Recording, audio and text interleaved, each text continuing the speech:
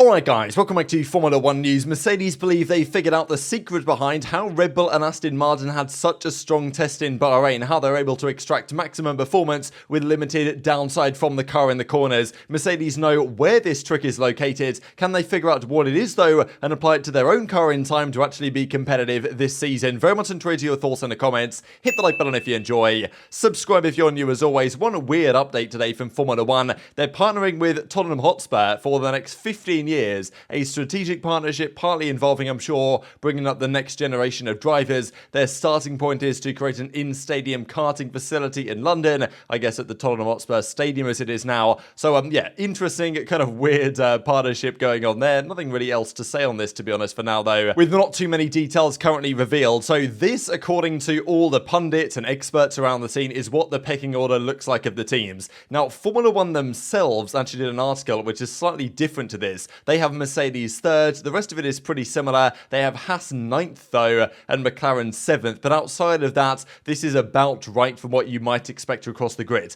This of course is just predictions for race 1, not exactly a championship prediction, because people would certainly, I think, have Mercedes above Aston Martin if that was to be the case, but going into race 1, Aston Martin is considered by most to be the 3rd strongest car on the grid right now behind Ferrari. Everyone says Red Bull, everyone says Ferrari, and the gap between Red Bull and Ferrari has arguably grown since last year, which is quite concerning for the competition on the grid. Alpine is unanimously 5th, which is a bit confusing because they really didn't do anything at the test, to be honest. They did largely long runs. They didn't ever really take the fuel out of the car, so there's quite a lot of optimism coming out of the Alpine camp, which is why I think the experts believe they're stronger than they showed, and there's even some talk that potentially Alpine could challenge Mercedes in long run pace. So we'll see about that, but there's definitely still questions to be answered on that front. But from 6th down to 10th, nobody really knows, apart from the fact that Williams are going to be 9th or 10th, is pretty much the takeaway from this as it stands. Now, Ferrari have confirmed, or the rumour has it, their car is at least a second faster than last year's car, but that isn't really saying much given the fact that all the other cars are going to be significantly quicker than last year as well. We already saw Perez put in a 1:30.3 on the final day of practice, or final day of testing.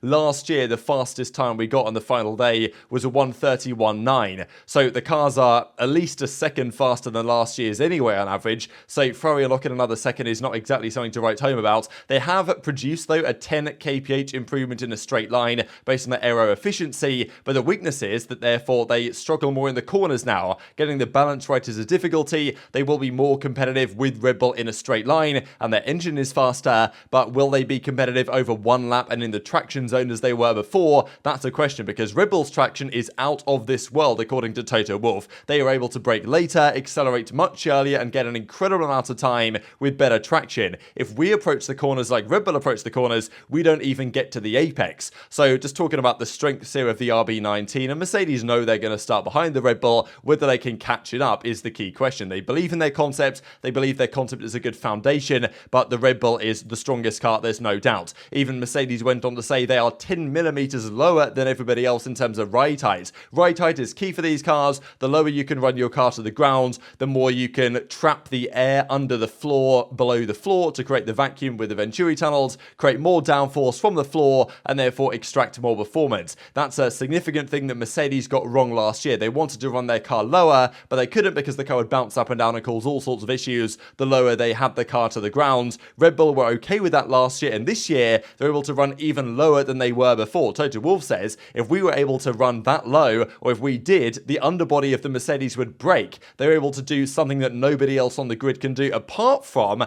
Aston Martin, which is very interesting in terms of giving Mercedes a clue as to how Red Bull are able to do this. So there was a big article that came out here from Amos discussing this, the fact that actually towards the back of the car, they're able to run even lower than they were last year. Last year actually, they had quite a lot of rake on the car, the Red Bull. So the rake is kind of the angle between the rear of the car and the front of the car in terms of like the ride height at the front compared to the back. Last year, Red Bull actually ran quite a high rear. This year, they're basically the lowest on the grid, which can probably extract even more performance. And, the rumors have it that their car has not got closer together with the field, but yet they're further away from the field. The lead has not become smaller over the winter. It's become larger compared to their opposition. Now, lots of interesting things in the article. If you guys want to check it out, I'll of course link it in the description box below. But there was one tweet that I wanted to focus on here, because Mercedes discussed this and say they're now the lowest at the rear axle, which was a surprise because they've gone from from one extreme to another, but extracted yet more performance. And then what's puzzling Mercedes is how are they able to do this? How are they able to swallow all the bumps up, right? Because the lower you run the car, as Mercedes said, we'd destroy our underbody if we did that.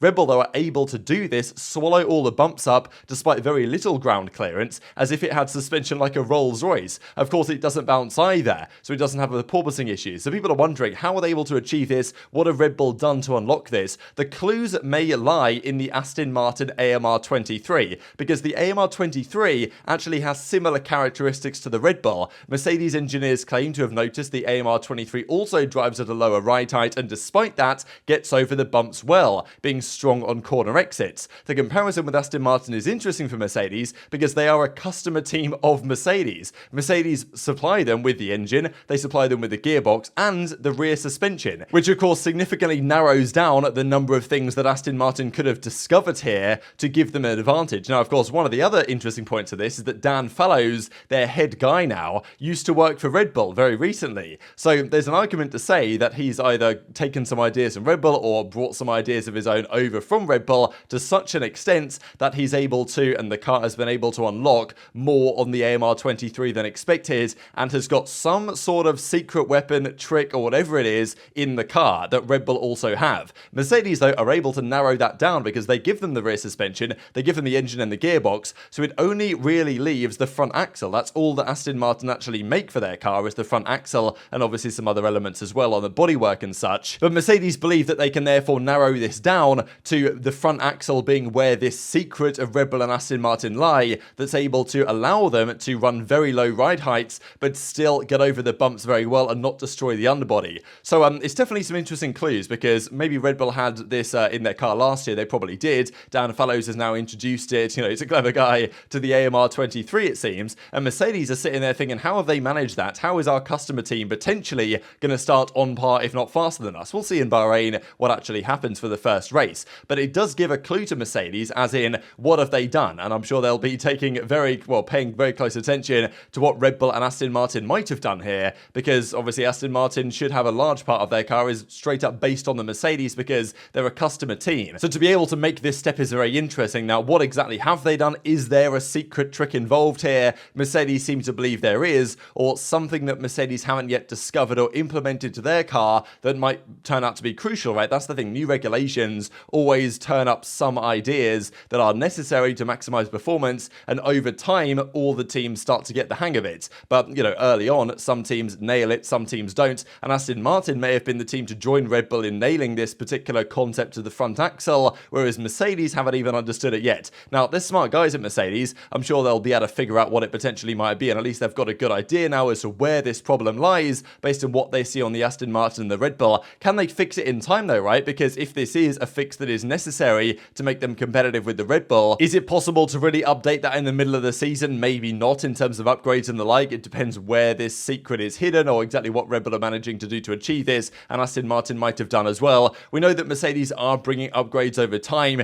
They've got plenty in the works. We believe there's going to be a massive overhaul coming in Baku, which is still 4 races into the season in the start of May. So quite some time to wait until that one. Mercedes might bring a thing or two between now and then, but they've got to ensure they don't fall too far behind. If Mercedes really want to win this championship, and it is going to be Red Bull 1-2s for the first few races, and then Mercedes intend to really get there later on in the season, they can't afford to lose any points to Aston Martin, because otherwise they'll be dead and buried by the time they actually have a competitive car, if and when they do, and if they can figure out this secret that Aston Martin and Red Bull are on top of. Now, if it is only Aston Martin and Red Bull that have got the hang of this, then what does it mean for Ferrari, right? How competitive are Aston Martin actually going to be? We saw the other day, or just yesterday, right, that Fernando Alonso said that in the long run simulations, they were actually faster than Ferrari were on the same fuel and on the same load and everything like this. We don't really know what Ferrari were doing. Were the conditions identical for Ferrari and the Aston Martin? Not necessarily. Everyone seems to think that Ferrari still have a step in hand, and Ferrari haven't been too downbeat. They seem kind of confident that they are going to be able to stop the Red Bull domination from continuing for another year, but it seems less clear, to be honest, that they're going to be able to achieve that, because their car also seems kind of tricky in the corners at times, whereas the Red Bull seems the most planted on the grid, and the Aston Martin wasn't far behind at all. So very much intrigued to your thoughts on that in the comments section below. Quick comment on the Red Bull actually, because Helmut Marko said that they've found a solution for both Verstappen and Perez to suit both their driving styles, let's say. So we know Verstappen prefers a car that doesn't understeer at all. If he turns the wheel, it turns into the corner, and he can correct the oversteer. That's how he prefers to drive. Perez likes things a little bit differently, a more planted rear end of the car, and it makes it tricky because you're going to favour your car for your number one driver, and as they continue to do that over the course of last season, Perez struggled more and more. Red Bull say they don't do this, but Perez says they do, and you look at the gap, you think maybe that's the case. Now, Red Bull reckon they can favour both of their drivers by using this new solution. Now, this solution might just be some sort of ballast, right? Because we know that the Red Bull and other cars are under the weight limit, and therefore they have to meet the 798 kilogram weight limit. So they'll achieve that by just strapping extra pieces of metal to the inside of the car in certain areas